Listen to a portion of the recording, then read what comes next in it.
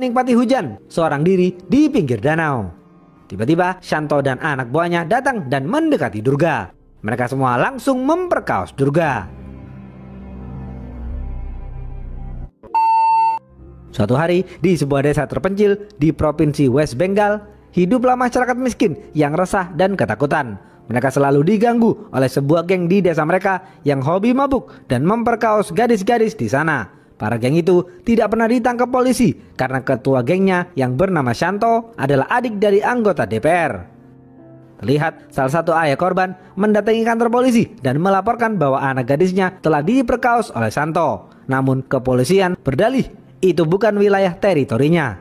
Ayah korban diusir dan diperintahkan melapor ke kantor polisi lain.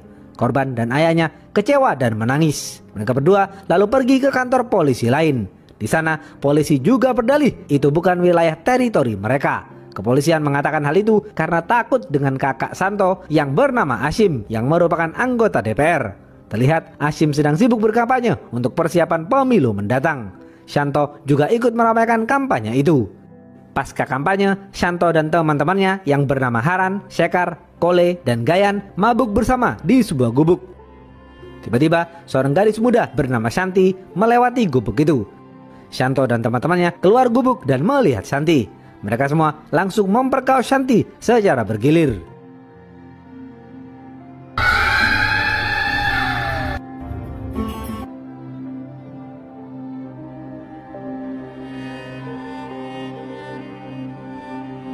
Ayah Shanti melaporkan hal ini kepada Pak RT. Mereka semua ramai-ramai mendatangi rumah Hashim. Mereka mendesak agar Hashim menghukum Shanto yang terus-menerus memperkaos gadis-gadis di sana.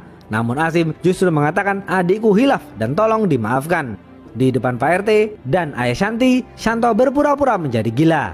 Ayah Shanti marah dan terlibat adu mulut dengan Shanto. Hashim mengancam ayah Shanti dan warga desa jika berani-berani menyentuh Shanto sang adik. Ayah Shanti, Pak RT dan warga desa lalu kembali pulang.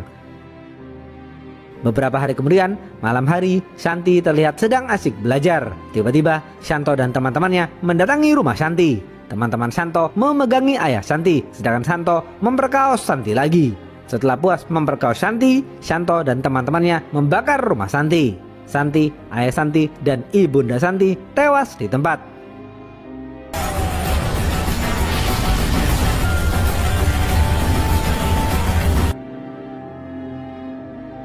Besok pagi, seorang gadis desa bernama Durga dan para pemuda desa berkumpul bersama untuk membicarakan masalah ini. Seorang aktivis dari kota bernama Barun mendengar keresahan warga desa. Barun mendatangi warga desa dan berencana tinggal di sana sementara waktu untuk membantu warga desa menyelesaikan masalah ini. Barun mengatakan kepada Durga dan para pemuda di sana, kita harus mempunyai strategi dalam menyelesaikan masalah ini. Kita tidak boleh membalas mereka dengan kejahatan, karena hal itu hanya akan menambah masalah baru. Kita harus terus melayangkan protes ke kantor polisi setempat. Pemuda desa tidak setuju dengan cara Barun yang terlalu lembut menghadapi para penjahat seperti Shanto. Barun dan warga desa lalu pergi ke 3 kantor polisi yang berbeda. Namun, lagi-lagi kepolisian mengatakan ini bukan wilayah teritori mereka. Mereka tidak bisa menangani kasus ini. Para pemuda desa mengatakan kepada Barun, percuma kita lapor polisi, karena polisi hanya akan berpihak kepada penguasa seperti Hashim. Tiba-tiba, Shanto datang ke kantor polisi. Di sana, Shanto melihat Barun untuk pertama kalinya. Shanto marah kepada Barun karena Barun memprovokasi warga desa untuk melaporkan dirinya. Shanto mengancam Barun dan menampar Barun. Mereka semua terlibat adu mulut. Barun tetap sabar menghadapi ancaman Shanto. Mereka semua kembali pulang. Barun menulis banyak surat dan mengirimnya kepada institusi-institusi pemerintah untuk mendesak pemerintah agar mengirim polisi jujur di desa itu. A pen is always mightier than the sword.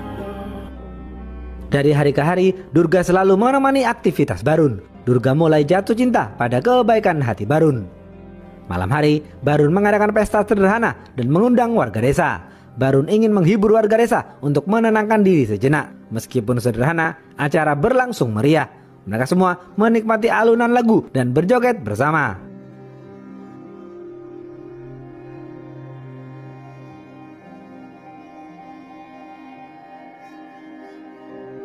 Di sisi lain, pemimpin partai tingkat provinsi yang bernama Komar mendatangi rumah Hashim dan membicarakan pemilu yang sebentar lagi akan bergulir. Kumar memperingatkan Asim untuk menjaga ketenangan di desa itu agar partai mereka menang dan mendapatkan kursi banyak di DPR. Asim diperintahkan menjaga Santo agar Santo tidak berbuat ulah yang bisa menyebabkan kekacauan. Jika Santo ingin menghabisi Barun, Kumar menyarankan rencana itu dilakukan nanti saja dan menunggu saat yang tepat. Besok pagi, seperti biasa, Barun pergi ke kota untuk mengajar di sekolah. Barun adalah seorang guru. Barun mempunyai sahabat yang juga menjadi guru kimia dan fisika di sekolah itu. Ia bernama Binod. Binod dan Barun mengobrol sejenak. Binod bertanya kepada Barun, apakah para penjahat di desa itu sudah ditangkap? Barun menjawab, belum Pak Binod, dan aku tidak akan putus asa mencari keadilan. Binod melihat jiwa pejuang Barun yang terus membara. Binod sangat mengagumi niat mulia Barun. Malam hari, seperti biasa, Barun pulang naik kereta menuju stasiun terdekat di desanya. Setelah tiba di stasiun, Barun turun dan naik motor ke desa. Terlihat beberapa warga desa sudah menunggu Barun di depan kontrakan Barun. Mereka menunggu bantuan yang sudah dijanjikan Barun. Tak lama kemudian, Barun datang dengan membawa amplop gajinya. Barun membagikan uang itu sampai habis. Barun bagikan uang itu kepada seorang ibu yang harus membeli obat, seorang remaja yang harus membeli buku, dan lain-lain. Durga semakin kagum dengan Barun, namun Durga dan pemuda desa sedikit kesal dengan Barun karena Barun tidak memikirkan kebutuhan dirinya sendiri. Barun hanya memikirkan warga desa. Setelah itu, Barun mengantar Durga pulang ke rumahnya. Seusai mengantar Durga, Barun kembali pulang. Di tengah perjalanan, Barun melihat anak buah Santo kembali berulah. Terlihat mereka sedang bersiap-siap memperkaos seorang gadis desa. Melihat hal itu, Barun langsung menggagalkan upaya itu. Anak buah Santo lari ketakutan. Barun lalu mengantar sang gadis pulang ke rumahnya. Setelah mengantar sang gadis, Barun tidak kembali pulang. Barun berkeliling desa untuk memastikan keamanan warga desa. Tiap malam, Barun melakukan hal itu. Warga desa merasa tenang jika mendengar suara motor Barun. Pagi hari, Barun terus menulis surat untuk menggalang dukungan. Kali ini, Barun akan mengirimkan surat itu ke LSM-LSM yang ada di kota. Durga datang dan membawakan makanan untuk Barun. Ketika Barun makan makanan itu, Barun tahu bahwa Durga juga belum makan.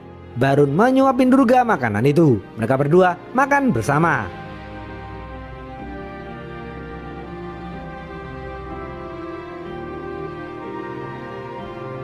Sore hari, Durga bermain bersama bocil-bocil di desanya. Mereka semua terlihat riang gembira. Tak lama kemudian, hujan turun cukup deras. Durga menikmati hujan seorang diri di pinggir danau. Tiba-tiba, Santo dan anak buahnya datang dan mendekati Durga. Mereka semua langsung memperkaos Durga.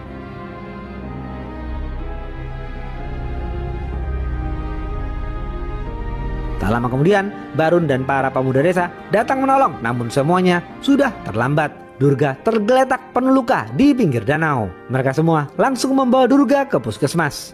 Durga langsung ditangani seorang dokter. Setelah itu, Barun yang terbakar emosinya mendatangi rumah Asim untuk menemui Santo. Di sana, Barun marah besar dan memperingati Santo agar tidak lagi berbuat rusuh. Jika tidak, Barun akan datang lagi dan membawa seluruh warga desa ke rumah Asim.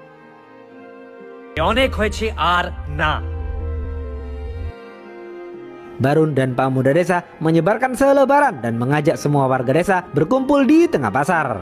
Esok hari, di tengah derasnya hujan, warga desa berkumpul di tengah pasar. Barun mengambil kursi dan berdiri di depan warga. Barun berorasi dan mengatakan, Santo dan teman-temannya sudah memperkaos 30 gadis lebih di desa itu. Barun mengajak warga desa untuk bersama-sama melayangkan protes ini dengan keras ke kantor polisi dan mendesak kepolisian segera menangkap Santo, Haran, Sekar, Kole, dan Gayan. Barun berhasil membangkitkan kesadaran warga. Warga desa bertepuk tangan dan mendukung penuh upaya Barun.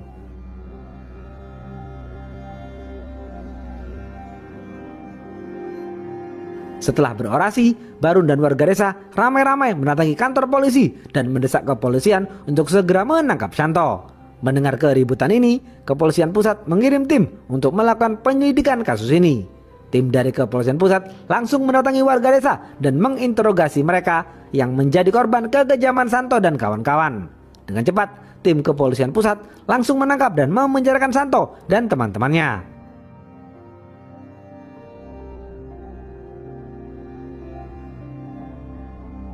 Para warga desa menyambut gembira atas penangkapan itu. Asim mendatangi penjara dan berjanji akan membebaskan Santo sang adik. Asim dan Santo marah dan mulai merencanakan pembunuhan Barun. Asim membayar 2 preman bayaran untuk membunuh Barun. Malam hari, seperti biasa, Barun pulang naik kereta. Setibanya di stasiun, Barun turun dari kereta dan mengambil motornya. Di tengah berjalan kaki, tiba-tiba 2 orang preman bayaran mendekati Barun dan langsung menembak dada Barun hingga tewas.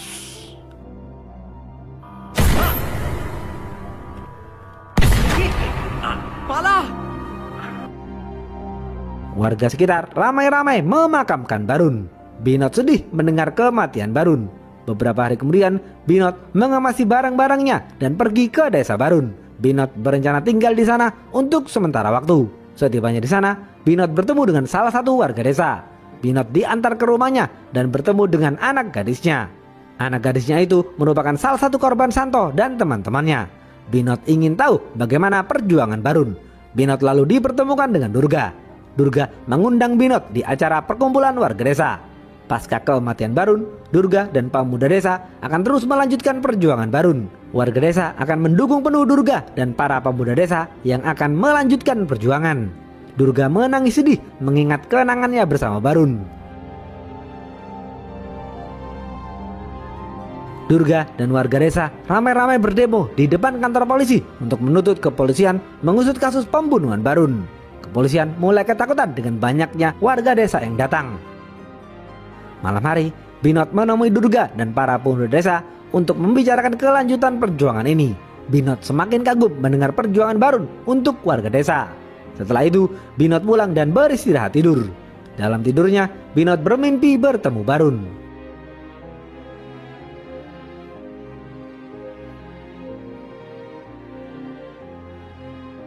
Beberapa hari kemudian, berkat uang jaminan dari Asim, Santo dan teman-temannya dibebaskan dari penjara.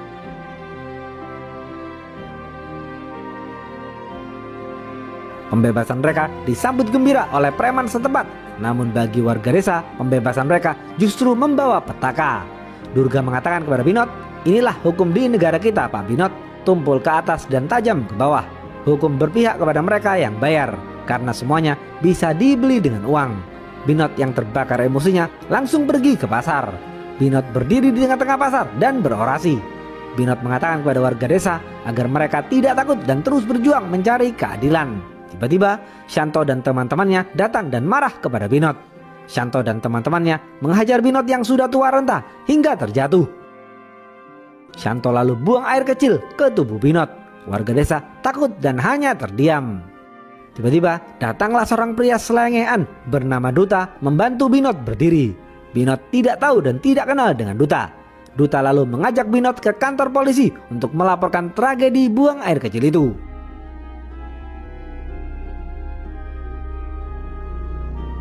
Mereka berdua pergi melapor ke 3 kantor polisi yang berbeda. Namun kepolisian hanya menertawakan Binot. Duta marah dan langsung menghajar para polisi itu. Setelah menghajar mereka semua, Duta memperkenalkan diri bahwa ia adalah seorang polisi senior yang baru saja dipindah tugaskan di desa itu. Seketika itu, para polisi Bahlul tunduk kepada Duta. Duta mengatakan mulai saat ini ia akan menjadi pimpinan di 3 wilayah di desa itu. Kemudian Duta pergi ke desa-desa dan menemui warga. Duta menerima banyak laporan pemerkosaan yang dilakukan Santo dan teman-temannya. Durga dan Binot mendatangi Duta dan mendesak Duta agar kepolisian mengusut kasus pembunuhan Barun. Duta mengatakan, "Mbak Durga, aku tidak bisa berbuat seenaknya di sini karena aku hanyalah seorang polisi yang harus patuh kepada perintah atasan. Yang jelas, aku akan membantu warga desa menyampaikan keluhannya kepada atasanku." Durga dan Binot kecewa dan kembali pulang.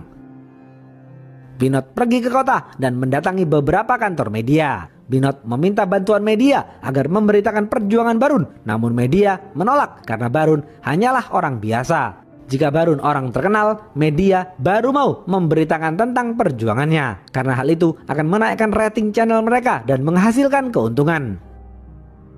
Leader, কোনো celebrity, উনি যদি আপনাদের এই ইস্যুটা Binot kecewa dan kembali pulang. Malam hari, Duta mendatangi Asim dan Santo di rumah Asim. Duta minum bersama Asim dan Santo. Duta menggertak Santo dan bertanya kepada Santo, "Santo, mengapa kau membunuh Barun?" Asim dan Santo tidak menjawab dan berpura-pura tidak tahu akan hal itu. Duta hanya tersenyum karena Duta sudah tahu bahwa Shanto lah pelakunya.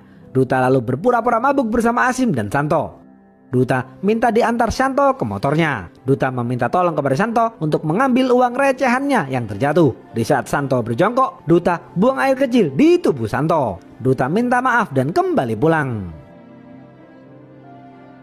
Terlihat di tengah hutan, Haran sedang melaju kencang naik motor pulang ke rumahnya. Tiba-tiba kepala Haran terputus dan tewas di tempat.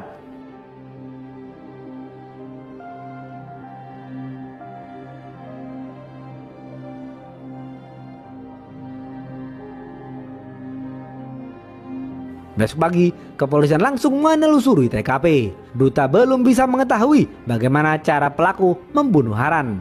Shanto menangis histeris melihat kondisi mayat Haran tanpa kepala. Asim mendesak kepolisian untuk mencari siapa pelakunya. Duta justru terlihat santai menghadapi desakan Asim. Duta memakaikan headset Haran yang terputus ke telinga Shanto. Setelah menelusuri TKP, Duta menemui Durga, Binod, dan para pemuda desa untuk dimintai keterangan. Namun Duta tidak mendapatkan apapun. Beberapa hari kemudian, Asim dan Shanto pergi ke kota untuk menyelenggarakan kampanye. Asim dan Shanto mendatangi kepala sekolah untuk meminta izin berkampanye di depan sekolah. Sebagai guru di sekolah itu, Binod menolak keras kampanye itu, namun kepala sekolah tetap mengizinkan. Besok pagi, Asim berkampanye di depan sekolah. Binod mencoba menggagalkan kampanye itu dengan mematikan saklar listrik. Melihat hal itu, Shanto marah kepada Binod dan menyalakan kembali saklar listrik. Tak lama kemudian, Duta datang dan membubarkan kampanye itu. Jika Asim tidak membubarkan diri, Duta mengancam akan mengusut kasus pembunuhan Barun yang akan membuat pamor Asim turun menjelang kampanye. Asim pun takut dan menurut saja. Asim dan Shanto lalu kembali pulang. Binod mengucapkan terima kasih kepada Duta. Malam hari, Asim dan Shanto mengadakan acara pesta. Mereka semua mabuk bersama hingga dini hari. Duta juga turut hadir di acara itu. Setelah acara selesai, terlihat ada sosok pria misterius memakai jaket dan kacamata hitam keluar dari acara itu. Mereka semua kembali pulang. Asim dan Shanto masuk ke dalam mobil yang sama, sedangkan Sekar dan Kole berada di mobil lain. Tiba-tiba, mobil yang ditumpangi Sekar dan Kole meledak. Sekar dan Kole tewas di tempat.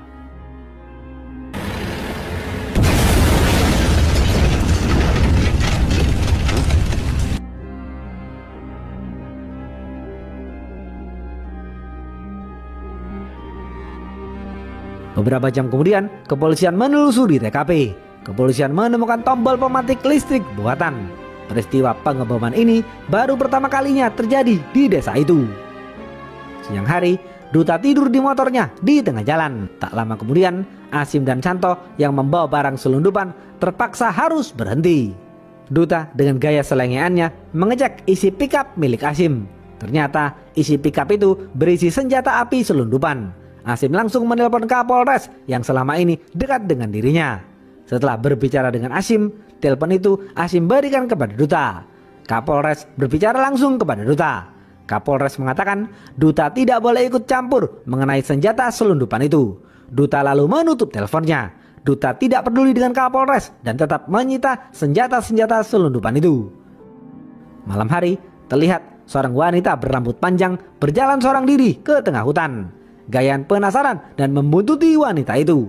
Gayan berencana memperkaos wanita itu. Ketika Gayan semakin mendekat, wanita itu bersembunyi di balik pohon. Gayan kehilangan jejak sang wanita. Tiba-tiba dari belakang, wanita itu menusuk pisau ke lontong Gayan hingga tewas.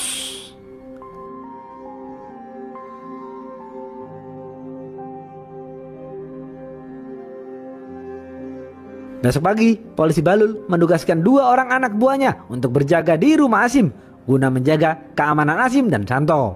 Para polisi Balul khawatir korban selanjutnya adalah Shanto. Sore hari, Duta sedang menjemur pakaian. Duta tidak sengaja menabrak tali jemuran. Namun dari itu, Duta mendapatkan petunjuk. Duta yakin pelaku pasti menggunakan kawat untuk memenggal kepala Haran. Duta lalu kembali ke TKP Haran dan ternyata benar dugaan Duta. Di sana, Duta menemukan kawat. Duta yakin kawat itulah yang digunakan pelaku untuk membunuh Haran. Di sisi lain, Binod sedang mengajar murid-muridnya di sekolah. Duta menjemput Binot dan mengajak Binot mengobrol. Duta bertanya kepada Binot, mengapa Binot rela tinggal di desa ini? Binot menjawab, karena Barun adalah sahabatku. Aku ingin tahu mengapa ia dibunuh dan aku ingin tahu siapa pembunuhnya.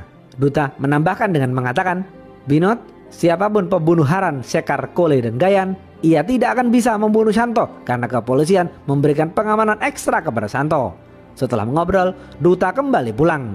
Insting Duta mengatakan Binotlah pelakunya. Beberapa hari kemudian, para pemuda dan warga desa mengadakan acara perkumpulan tahunan. Acara itu diisi dengan tarian tradisional dan dialog terbuka dengan pihak pemerintah. Pihak pemerintah akan diwakili oleh Hashim. Di saat yang bersamaan, Duta menyelinap masuk ke kontrakan Binot untuk mencari tahu apa rencana Binot selanjutnya. Di kontrakan Binot, Duta menemukan topeng yang biasa digunakan untuk menari. Acara perkumpulan itu sudah dimulai. Terlihat para pemuda desa mulai menampilkan seni tari tradisional mereka. Hashim dan Santo sangat menikmati tarian itu. Namun tiba-tiba salah satu penari menarik Santo ke atas panggung. Penari itu langsung menusuk perut Santo dengan pisau hingga tewas. Warga desa kaget dan berlari ketakutan. Dengan cepat, Duta mengamankan penari itu. Duta sudah tahu siapa penari itu. Duta menyuruh penari itu membuka topengnya. Ternyata dia adalah Binot. Jeder. Malam itu, Binot memasang kawat di tengah hutan untuk membunuh Haran. Binot juga menyamar menggunakan jaket dan kacamata hitam untuk meletakkan bom di mobil Sekar dan Kole. Binot jugalah yang menjebak Gayan berjalan ke tengah hutan dan membunuhnya.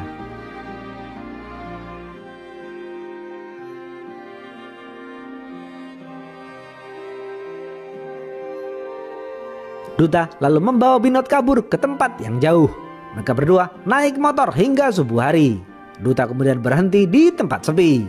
Duta menodongkan pistolnya kepada Binot dan mengatakan, "Aku tidak bisa membunuhmu karena kau adalah orang baik." Habis.